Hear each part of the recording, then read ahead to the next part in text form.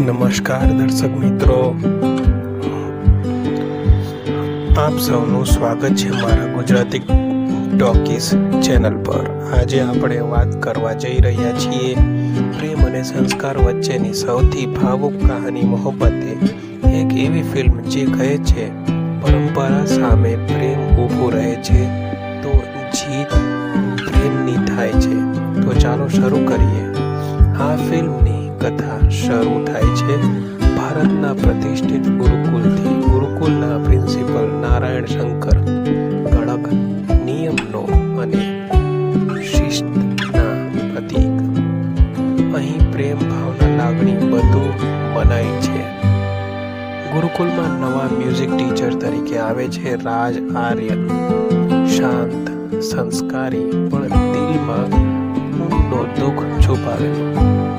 નારાયણ શંકરના નિયમોનો ચૂપચાપ પ્રશ્ન કરે છે પ્રેમથી।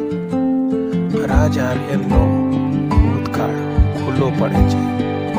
તે પ્રેમ કરતો હતો નારાયણ શંકરની દીકરી મેઘા, પણ નારાયણ શંકરે આ પ્રેમ સ્વીકાર્યો નહીં। આ અપમાન અને તૂટેલા દિલથી મેઘા આત્મહત્યા કરી લે છે। રાજ આર્યન ગુરુકુલના 3 વિદ્યાર્થીને પ્રેમ કરવાની હિંમત આપે છે। તે ત્રણેયનું નામ સમીર, વિકી, કરણ અને જેમાં તેમની લવર છે સમિતિ, વિકી, ઈશિકા અને કરણની કિયા।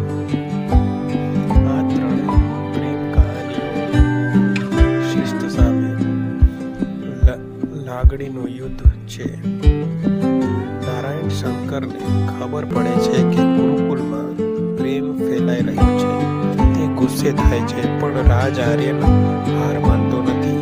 તે કહે છે પરંપરા સમય સાથે બદલાય, પણ પ્રેમ હંમેશા સાચો રહે। નારાયણ શંકરને મેઘાની સચ્ચાઈ ખબર પડે છે અને પહેલી વાર તે તૂટી જાય છે। તે સમજી જાય છે કડક નિયમોએ તેની દીકરીને છીનવી લીધી। અંતે નારાયણ શંકર પ્રેમને સ્વીકારે છે। રાજ આર્યન ગુરુકુલ છોડે છે